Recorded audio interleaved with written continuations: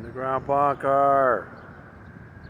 Wow, it is Wednesday afternoon at the Danny Masterson retrial. So much crazy stuff happened today. I'm gonna do my best to summarize it for you, but my head is still swimming. We've been trying.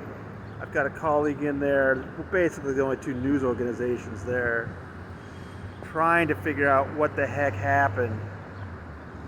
Wow. How should I preface this, just to even help you understand? Because we have seen things like this in Scientology's history, litigation history, but it's so mind-blowing. All right, Ortega, get a grip. All right, this morning, first of all, the prosecution is ripping through its case compared to last time. Just getting witnesses on and off so fast, starting yesterday.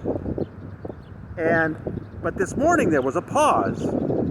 There were several things that people wanted to get on the record. Cohen wanted to get something on the record. The judge wanted to get something on the record. The judge's thing was kind of odd. She'd gotten a couple of letters. One was from that Skip LaRue, who's complaining that she quizzed him about who he was and everything. Whatever. He's just a shill.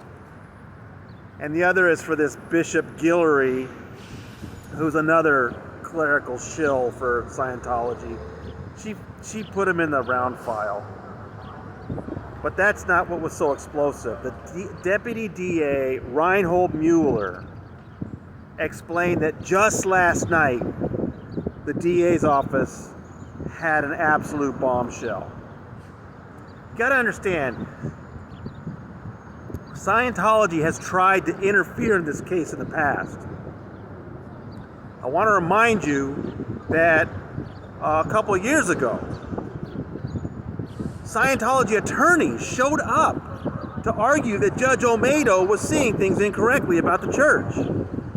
We know that David Miscavige is going crazy over this case and what is being said about Scientology. Specifically, it turns out, what really burns them is that in the civil lawsuit, the parallel civil lawsuit, Scientology is being accused of harassing these women. Now that's a separate issue. That's going to come up after the criminal trial. You'd think Scientology would just cool its jets until then. But oh no, this is Scientology. Just like before, they got to get involved. Only we didn't realize it was going on. What they've been doing, apparently, is sending letters to the LAPD complaining about the way the detectives testified in the first trial. That these detectives are making allegations or they're repeating the allegations of the women that they're being harassed. And then, just a week ago or so, Vicky Podboreski, on behalf of the Church of Scientology, emailed the DA's office accusing these deputy DAs, Reinhold Mueller and Errol Anson, of sandbagging.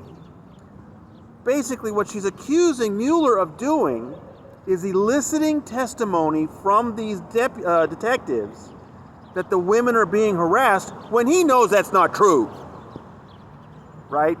She's arguing that the detectives are purposely leaving open investigations of the harassment that they know are false so that they can use it in the criminal trial against Masterson. It's a very serious charge she's making. And one of the first things Mueller did was say, it's not true. I checked with the detectives. None of the harassment investigations they've looked into have proved to be false. That was very interesting. But here's what turned this trial upside down. And let me tell you, just this week, Vicky Podboreski was telling Channel 7 she does not work for the Church of Scientology. Once again, Scientology or its agents flat out lying. Of course she works for the Church of Scientology. She has for years. All right.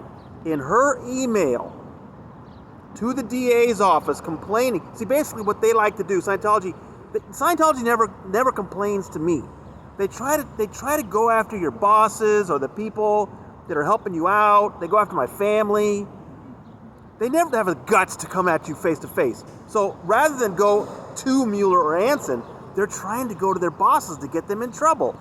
this is what Scientology does. So Vicky Poboreski tried to go to the bosses of Mueller and Anson complaining that they were, eliciting this testimony knowing that it was false. But in Poboreski's email, there was a link.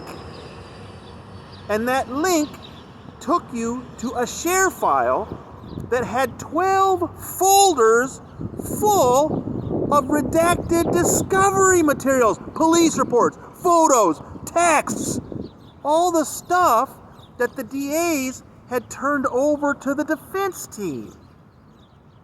You have to share evidence with the other side, but it's not sealed material. But in this case, they had both sides have been told you can only share it with the people in your team, the attorneys, the investigators. That's not supposed to get into the court file, so grubby hands of journalists like me can get my hands on it. It's only supposed to be between those two teams. Here it is, all of it, sitting in files that Vicky Poboreski has. Now, did Vicky Poboreski realize she left a link to that evidence? That's what I'm trying to find out, because I have a feeling this is yet again one of those epic blunders committed by the Church of Scientology. Because they have burned the defense. Somebody on the defense gave that material to the Church of Scientology, and Judge Olmedo and the DAs want to get to the bottom of it. Now, Judge Olmedo said she wanted to wait till after trial, but initially she talked about an order to show cause in the morning, and later they were talking about an evidentiary hearing. And she even asked the DAs if they would be subpoenaing Masterson's lawyers. Now, she asked Philip Cohen directly, right in court, is the defense leaking to the Church of Scientology? And he said, no. And she said, then how do they have it? And he said, no idea. I would suggest the DA's office, they not only subpoena Philip Cohen and Sean Hawley, I think they should subpoena Tom Mesereau. Because if you remember, when Tom Mesereau was running that defense, he was David Miscavige's creature. We proved it time and time again. Ooh, this has got Mesereau written all over it.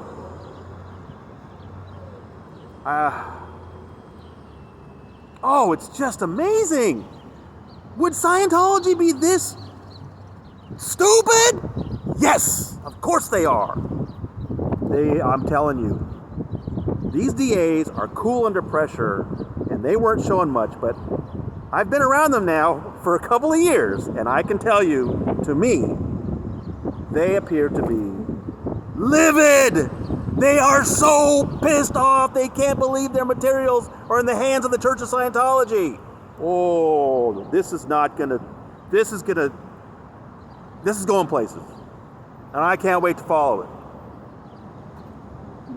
Now, and also, Mueller came out and said it. I've got the quote in my end of the day report. Take a look at it. It's extremely troubling, he said, that the Church of Scientology has our materials. A mild-mannered guy like Reinhold Mueller, that's as strong as his language gets. Another thing I need to talk to you about. They're going through people so fast now. They're asking questions in a different way they did in the first trial. They're most of the way through Reyes. They already got done with Schlegel. They already did the toxicologist. All they've got left is to finish up Reyes. I don't think they're calling Myers or Vargas this time. I think all they've got left after that is Kathleen Jenkins and her husband. I think the prosecution's going to be done by Friday. We may have closing arguments on Monday. We may have a verdict by the end of next week.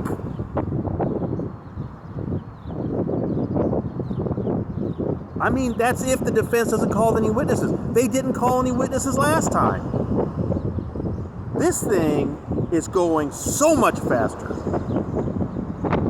I did not expect a possible verdict by May 19th or something. That's stunning. But by my reckoning, that appears possible. So, what a day.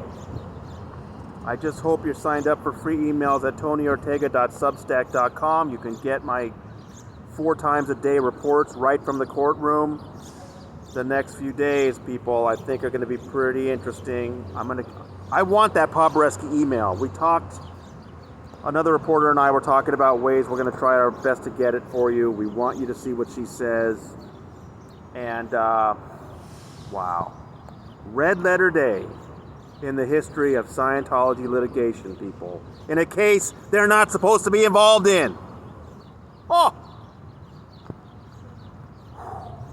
All right. From the Clara Shortridge Foltz Criminal Justice Center, this is your proprietor signing out.